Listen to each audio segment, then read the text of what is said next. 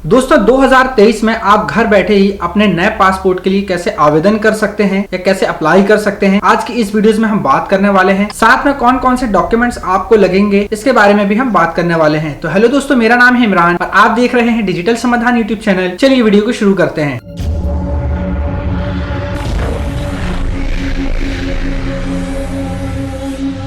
दोस्तों 2023 में आप पासपोर्ट आवेदन करना चाहते हैं, उसके लिए आपको कुछ निम्नलिखित बातों का ध्यान रखना होगा। सबसे पहले हम यहाँ पर डॉक्यूमेंट्स की बात करते हैं। तो डॉक्यूमेंट्स में आप यहाँ पर सिर्फ आधार कार्ड की मदद से ही पासपोर्ट आवेदन कर सकते हैं। अब यहाँ पर आप दो किस्म के पासपोर्ट में से किसी एक पासपोर्ट के लिए अप्लाई कर सकते हैं, ECR पासपोर्ट या फिर नॉन ECR पासपोर्ट। अगर आप नॉन ECR पासपोर्ट के लिए अप्लाई करना चाहते हैं, यानी कि आपका विचार है कि आप पासपोर्ट बनाकर विदेश में जॉब के लिए अप्लाई करना चाहते हैं एज ए एम्प्लॉय के तौर पर, तो आपको उसके लिए नॉन ECR पासपोर्ट के लिए आवेदन करना होगा। नॉन ECR पासपोर्ट के लिए आपको 10वीं पास होना अनिवार्य है और वेरिफिकेशन में आपको 10वीं की मार्कशीट अवश्य रूप से देनी होगी। और अगर यदि आपने 10वीं के ऊपर की क्वालिफिकेशन शो किया है तो आपको 10th की मार्कशीट के अलावा अपनी और भी अन्य ग्रेजुएशन या पोस्ट ग्रेजुएशन की मार्कशीट वेरिफिकेशन में ले जाना अनिवार्य होगा। और जब आपका पासपोर्ट बनकर आ जाता है तो आपके पासपोर्ट पर ECR का टैग देखने के लिए नहीं मिलता। अब अगर यदि आपकी क्वालिफिकेशन कक्षा 10वीं से कम की है तो आप यहाँ पर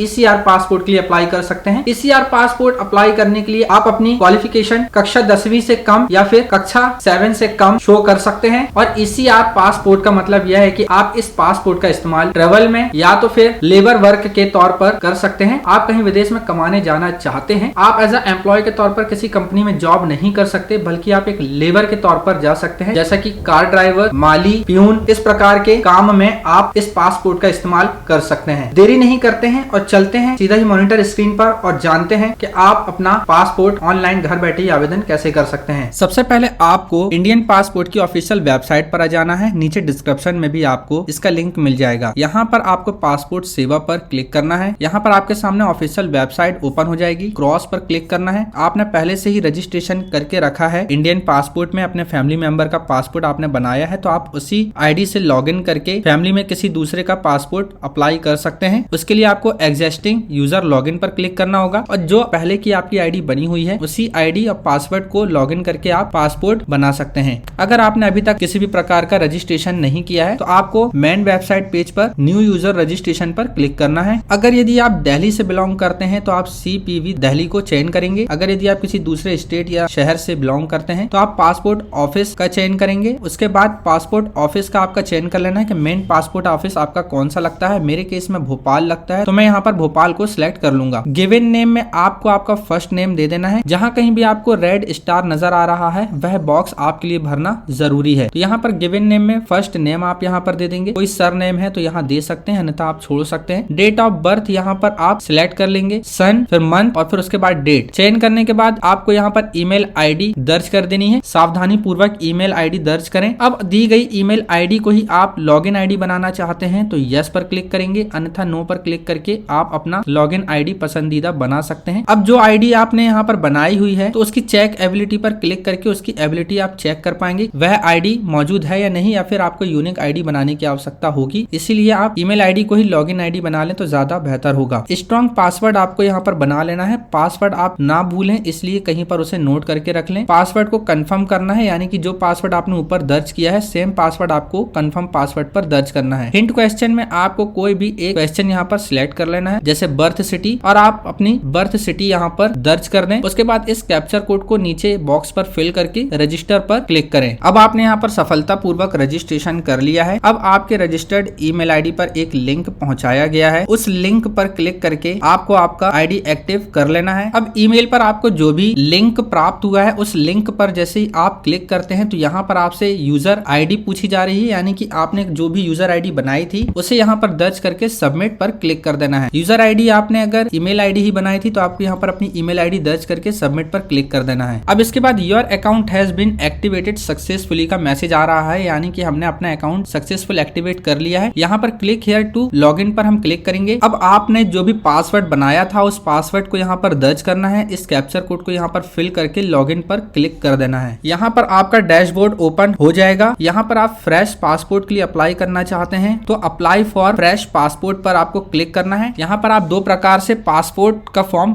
फिल कर सकते हैं। आप ऑनलाइन आवेदन कर सकते हैं, यानी ऑनलाइन फॉर्म फिल कर सकते हैं, या फिर इसका सॉफ्ट कॉपी डाउनलोड करके उसे आप फिल करके और अपलोड कर सकते हैं। लेकिन यहाँ पर हम ऑनलाइन ही फॉर्म फिल करेंगे। उसके लिए आपको फर्स्ट वाले विकल्प click here to fill the application form online पर क्लिक करेंगे। उसके बाद आपको आपके स्टेट का चयन कर लेना है और डिस्ट्रिक्ट का चयन कर लेना है। फ्रेश पासपोर्ट अप्लाई करने के लिए, यानी कि नया पासपोर्ट अप्लाई करने के लिए फ्रेश पासपोर्ट पर क्लिक करेंगे। नॉर्मल या तत्काल किस टाइप का पासपोर्ट आप बनाना चाहते हैं, नॉर्मल पर हम क्लिक करेंगे। अब आपको आपके पासपोर्ट पर कितने पेज चाहिए है, 36 या 60, तो हम यहाँ पर 36 पर ही क्लिक करेंगे। अगर यदि आप बहुत ज्यादा ट्रेवल करते हैं तो आप 60 पेज के लिए अप्लाई कर सकते हैं। उसके बाद नेक्स्ट पर क्लिक करना है। गिवन नेम में आप जिसका पासपोर्ट अप्लाई कर रहे हैं उसके आधार कार्ड के अनुसार यहाँ पर उसका नाम दर्ज कर देना है। सर नेम अगर यदि हो तो दर्ज कर सकते हैं, अन्यथा छोड़ सकते हैं, क्योंकि जिस पर स्टार लगा है उस बॉक्स को भरना आवश्यक है। उसके बाद जेंडर का चयन कर लेना है। क्या आवेदक किसी अन्य दूसरे नाम से भी जाना जाता है, यस या नो पर क्लिक करना है। क्या आवेदक ने कभी अपना नाम बदला है, यस या नो पर क्लिक करना है। आवेदक का डेट ऑफ बर्थ यहाँ से सिलेक्ट कर लेना है। पहले सन का चयन करना है, फिर मंथ का चयन करना है और फिर डेट का चयन कर लेना है। आवेदक का पैदाइश अगर इंडिया के बाहर का है तो यस पर क्लिक करना है और यहाँ पर उसकी जानकारी दे देनी है, कौन सी कंट्री, सिटी और स्टेट का है। अगर आवेदक का पैदाइश इंडिया का है तो नो पर क्लिक रहने देना है। आवेदक का प्लेस ऑफ बर्थ, यानी कि उसकी पैदाइश किस शहर या फिर गांव या फिर टाउन की है, उसका नाम यहाँ पर दर्ज कर देना है। उसके बाद नीचे स्टेट का चयन कर लेना है, डिस्ट्रिक्ट का चयन कर लेना है और वैवाहिक स्थिति यानी कि मैरिज स्टेटस आपको यहाँ पर चयन कर लेना है कि आवेदक सिंगल है या शादी हो चुकी है या फिर डिवोर्सेस है या फिर विधवा है, उसका चयन आपको यहाँ पर कर लेना है। आवेदक इंडिया में कब से रह रहा है, यानी कि सिटीजनशिप उसने कब से ली है। अगर यदि आवेदक का बर्थ इंडिया का ही है तो आपको बर्थ का चयन कर लेना है। उसके बाद पैन एबिलिटी पर आना है। अगर आवेदक के पास में पैन कार्ड मौजूद हो तो पैन नंबर दर्ज कर देना है और नीचे वोटर आईडी कार्ड दर्ज कर देना है, अन्यथा आप इसे छोड़ भी सकते हैं, ये जरूरी नहीं है। एम्प्लॉय टाइप में आवेदक किस प्रकार का कार्य कर रहा है, क्या वह गवर्नमेंट जॉब में है या प्राइवेट जॉब है या फिर होम मेकर है, not employ, other, student, self employ, जो भी आवेदक का कार्य है उसे यहाँ पर सिलेक्ट कर लेना है। अगर आवेदक के पेरेंट्स गवर्नमेंट सर्विस में है और आवेदक 18 साल से कम उम्र का है तो यस पर क्लिक करना है, अन्यथा नो पर क्लिक कर देना है। आवेदक का क्वालिफिकेशन का चयन करना है, ग्रेजुएट है या कक्षा 7वीं या उससे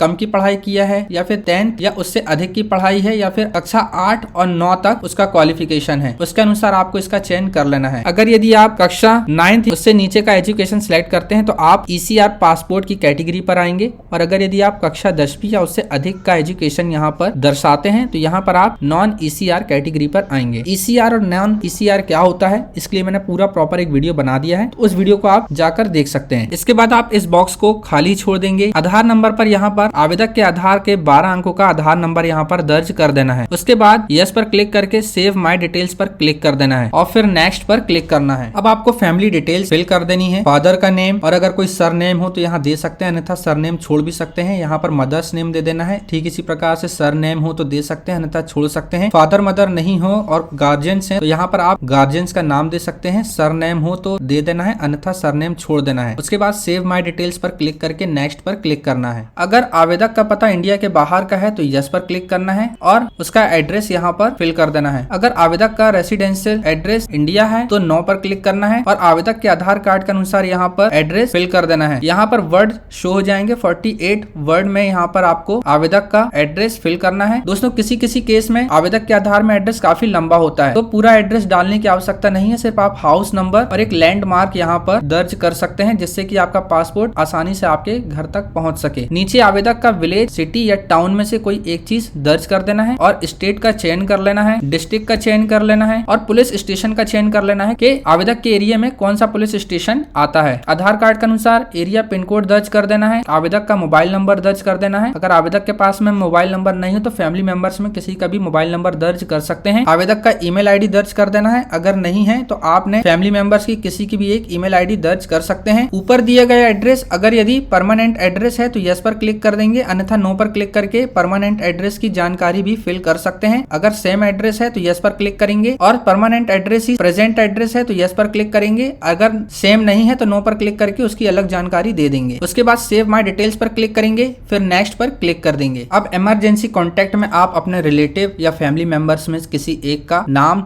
दर्ज कर सकते हैं और नाम के जस्ट बाद आप उनका एड्रेस टाइप कर सकते हैं और नीचे उनका मोबाइल नंबर दे देना है। उसके बाद सेव डिटेल्स पर क्लिक करके नेक्स्ट पर क्लिक करना है। फॉर एग्जांपल सिंपल अगर किसी का नाम नेम डेमो है, उसके बाद कॉमा लगाकर उनका जो भी एड्रेस है उसे दर्ज कर देना है और यहाँ पर उनका मोबाइल नंबर दर्ज कर देना है। डिटेल्स देने के बाद सेव माय डिटेल्स पर क्लिक करके नेक्स्ट पर क्लिक करना है। अगर यदि आप तिब्बत से ताल्लुकात नहीं रखते हैं, यानी कि वहाँ की आपकी आइडेंटिटी नहीं है, तो आप नो पर क्लिक करेंगे। क्या आपने पहले कभी पासपोर्ट का फॉर्म भरा था और उसकी डिटेल्स पासपोर्ट वेबसाइट पर मौजूद है? अगर यदि आपकी जानकारी पासपोर्ट ऑफिस पर मौजूद है तो डिटेल्स अवेलेबल पर क्लिक करेंगे और उसकी जानकारी दे देंगे, जैसे कि पासपोर्ट नंबर वगैरह, क्योंकि आपका पहले कोई पासपोर्ट बना होगा। अगर यदि आप फ्रेश पासपोर्ट बना रहे हैं तो आपको डिटेल्स नॉट अवेलेबल पर क्लिक करना है। क्या आपने पहले कभी पासपोर्ट के लिए अप्लाई किया था और आपका पासपोर्ट किसी कारण से नहीं बना है तो यस पर क्लिक करेंगे और फाइल नंबर आपका जो जनरेट हो चुका था उस फाइल नंबर को दर्ज करना है। डेट ऑफ अप्लाई, कब आपने अप्लाई किया था उसकी डेट दर्ज कर देना है और पासपोर्ट ऑफिस का नाम दर्ज कर देना है। और अगर आपके साथ में ऐसा नहीं हुआ है, यानी कि आपने कभी भी पासपोर्ट के लिए आवेदन नहीं किया है, पहली बार कर रहे हैं, तो नो पर क्लिक करेंगे। सेव माय डिटेल्स पर क्लिक करके नेक्स्ट पर क्लिक करेंगे। अदर्स डिटेल्स पर ये काफी इंपॉर्टेंट है। यहाँ पर आपसे पूछा जाता है कि आपने पहले कभी पासपोर्ट अप्लाई किया और किसी कारण से नहीं आया है, या फिर पासपोर्ट ऑफिस ने आपका पासपोर्ट रोक लिया है, क्या कारण है, क्या आपके ऊपर किसी प्रकार का कोई केस दर्ज तो नहीं है। इस प्रकार के काफी सारे यहाँ पर आपको